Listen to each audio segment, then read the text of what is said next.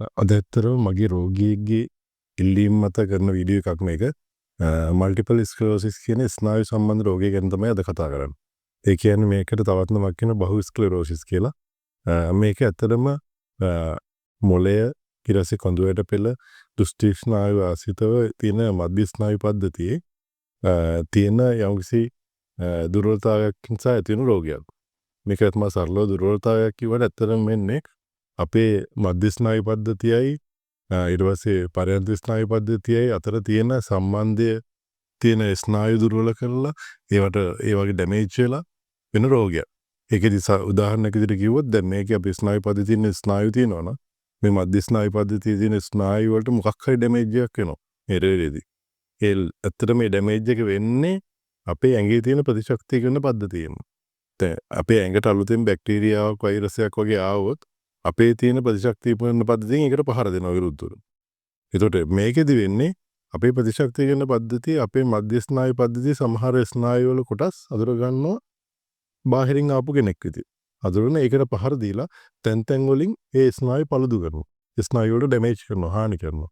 එතකොට මේ මධ්‍ය ස්නායු පද්ධතිය අවශ්‍ය කාර්යයන් වෙන්නේ නැතුව ඇති වෙන රෝගයක්. මේක සාමාන්‍යයෙන් ලෝක ජනගහනයෙන් මිලියන 2.3ක් වගේ ප්‍රමාණයකට බලපාලා තියෙනවා. එතකොට මේක ගැන ගොඩාක් අයගේ ලොකු අවබෝධයක් නැහැ. ඉතින් අර මගේ රෝගියෙක්ගෙන් මට රෝගීන් කරපු ඉල්ලීමකට තමයි මේ වීඩියෝ එක කරන්නේ. එතකොට අපි බලමු තමන්ගේ ප්‍රතිශක්තිකරණ පද්ධතියෙන් ස්නායු වැරදිට අඳුරගෙන ඇති කරන ප්‍රතිචාරයක්. ඇති කරන බලපෑමක් නිසා තමයි මේ ස්නායු ඩැමේජ් වෙලා හානි වෙලා මේ රෝග ලක්ෂණ ඇති වෙන්නේ.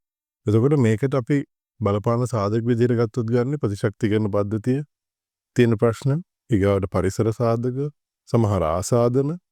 එතකොට මේකේ අර ආගන්තුක කෙනෙක් විදිහට ස්නායු පද්ධතිය අඳුර ගන්න එක මේ වගේ කාරණා තමයි අපි මේකට බලපාන හේතු විදිහට සලකන්නේ.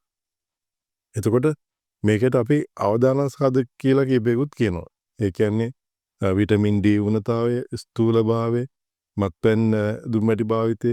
එතකොට මේ වගේ දේවල් මේකට අවදානම් සාධක කියලා කියනවා.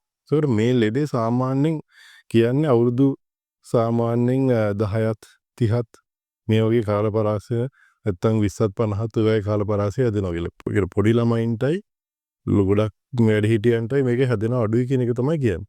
හැබැයි ඇත්තටම ගත්තොත් මේ කියන අපි උදාහරණයක් ගමු අවුරුදු 20ත් 50ත් කියන කාල සීමාවේ කට්ටියට හැදුනට අනිත් අයටත් හැදෙන්නේ නෑම කියන්න බෑ. අනිත් එක තමයි මේක පිරිමි කෙනෙකුට හැදෙන සම්භිතාවය වගේ 3 ගුණයකින් ගෑනු කෙනෙකුට හැදෙන සම්භාවිතාවය වැඩි. ඒතර අපි මේකෙදි බලන්න ඕනි මේක සායනිකව තමයි ඇත්තටම අඳුර ගන්න පුළුවන්. ඒ කියන්නේ ලෙඩෙක්ගේ ලෙඩෙක්ව පරීක්ෂා කරලා එයාගේ බාහිර ලක්ෂණ අනුව වෛද්‍යවරුන්ට අඳුර ගන්න පුළුවන්. ඊට අමතරව MRI ස්කෑන් මගින් විශේෂ පරීක්ෂණ වලින් මේක රෝගය අඳුර ගන්නත් පුළුවන්. එතකොට මේකෙදී අපි වඩාත්ම වැදගත් වෙන්නේ මේ රෝගය ඇත්තටම අපි අර එක හේතු කිව්වට අපි කියමුකෝ ප්‍රතිශක්තිකරණ පද්ධතිය ප්‍රශ්න, ඊට පස්සේ බාහිර වෙනත් ප්‍රශ්න, ඊට පස්සේ පරිසර සාධක, ආසාදන මේ වගේ දේවල් කිව්වට මේක ඇත්තටම මෙන්න මේ හේතුව හින්දාමයි කියලා දැන්ට හොයාගෙන නැහැ.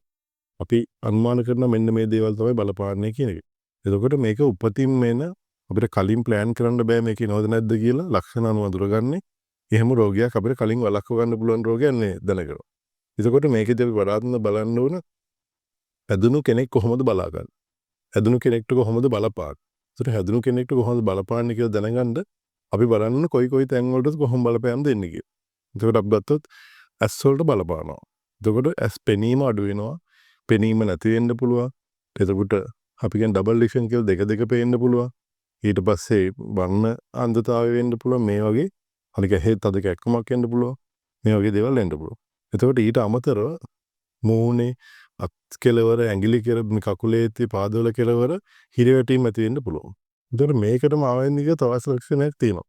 ඒක මේ ඇත්තටම අපි උස්ම ගද්දී අපහසුතාවයක් වගේ අපේ තියෙන මේ පපුවේ නිකන් තද කරාවා වගේ උස්ම ගද්දී නිකන් පපුව නිකන් තද කරගෙන ඉන්නා වගේ හැඟීමක් රෝගියෙකුට දැනෙන්න පුළුවන්. මේකට ආවෙනික ලක්ෂණයක්.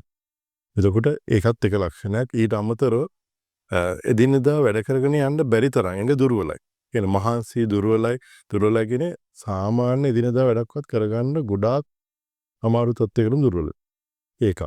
ඒතකොට අනිත් එක තමයි ඇඟ කියන්නේ අපි කියන්නේ අපිට ලොකු වැඩක් සාමාන්‍ය වැඩක් කරන්නත් බැරි තරම් දුර්වල වගේ මහන්සිත් වෙනවා. චුට්ටක් නැත්තම් මහන්සිය කියන. එතකොට මහන්සිය දුර්වලකම ඊට පස්සේ අත්පය හිරිවැටෙන්න පුළුවන්. ඒතකොට ඇවිදිනකොට උනත් ඇවිදින එකේ එතකොට මේ බැලන්ස් එක නැති වෙන්න පුළුවන්. බිම පය තියද්දි ඒකේ සංවේදනය නැති වෙන්න පුළුවන්. එතකොට සාමාන්‍ය යන අපි ඇවිදින විදිය වෙනස් වෙන්න පුළුවන්. එතකොට ඇවිදින්න තියෙන ශක්තිය අඩු වෙන්න පුළුවන්. මේ වගේ දේවල් එන්න පුළුවන්. පවර් එක කියලා කියන්නේ ඒ වෙනස් වෙන්නත් පුළුවන්. එතකොට මේ වගේ ලක්ෂණ ගොඩක් එකතුවක් තමයි මේ රෝගය. එතකොට අපේ තියෙන පේශි ගත්තොත් තදට සංකෝචනය වෙන්න පුළුවන් ස්ටිෆ්නස් කියලා කියනවා. එතකොට මේක ඇදීමේ හැකියාව අඩු වෙන්න පුළුවන්. එතකොට අර අපි පණ නෑවයි කියන්නේ එහෙම වෙන්න පුළුවන්. ඒ පැත්තත් යන්න පුළුවන්. ඊට අමතරව අපිට තදටම බලපාන තව තැනක් තමයි මතකයේ අඩු වෙන්න පුළුවන්. එතන තදටම බලපානවා. මතකයේ අඩු වෙන්න පුළුවන්.